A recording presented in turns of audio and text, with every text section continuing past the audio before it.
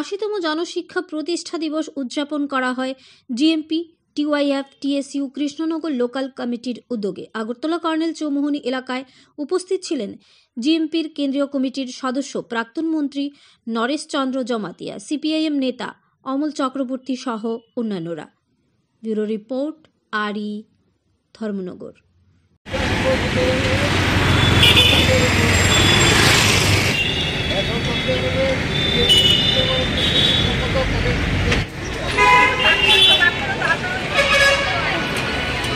ঐতিহাসিক দিনের এই কর্নেল চৌমুহনীতে সকালবেলার কর্মসূচিতে উপস্থিত জিএমপির কেন্দ্রীয় কমিটির সভাপতি নরেশ জমাতিয়া, উপস্থিত আছেন জিএমপি টিওয়াইএফ টিএসইউ এবং গণতান্ত্রিক আন্দোলনের এই এলাকার এবং আগরতলা শহরের শীর্ষ নেতৃবৃন্দ এবং অভিভাবক মণ্ডলী বন্ধুরা।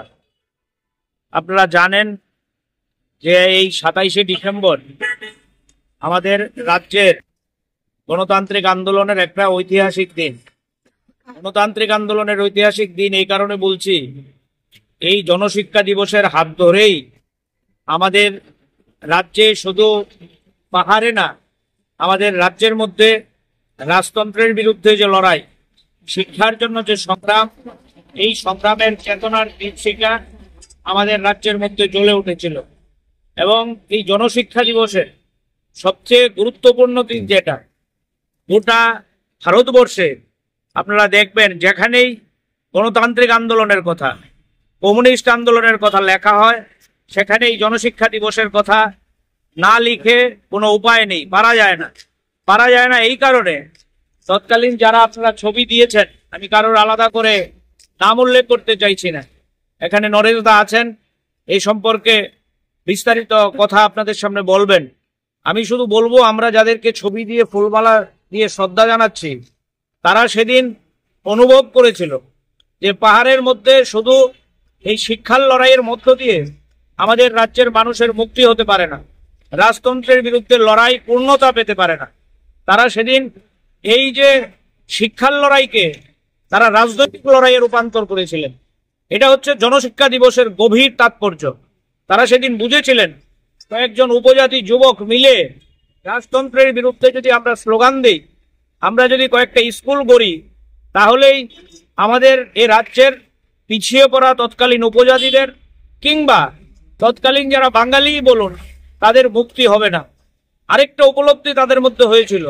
প্রথম উপলব্ধি হচ্ছে এই জনশিক্ষার লড়াইকে আমি বললাম আপনাদের কাছে গণতান্ত্রিক আন্দোলনের রূপ দেওয়া।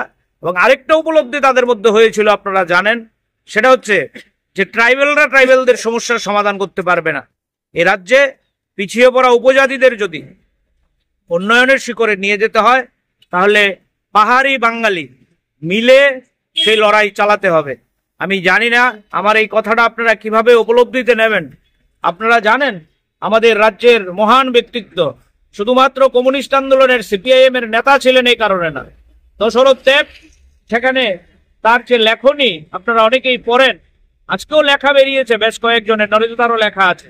সেই লেখা পড়লে দেখবেন দশরথ দেবের গভীর উপলব্ধি যে আমাদের রাজ্যের যদি পাহাড়িদের ট্রাইবেলদের আমাদের উন্নতর শিখরে নিয়ে যেতে হয়, তাহলে বাঙালি এবং পাহাড়ির ঐক্যবদ্ধ লড়াই চাই। আমি দুটো পয়েন্ট আপনাদের কাছে উল্লেখ করলাম এই কারণে, আজকের সময়ে হতে পারে 80 বছর আগের ঘটনা, গভীর তাৎপর্য আছে আজকের দিনের জনশিক্ষা দিবস পালন করার।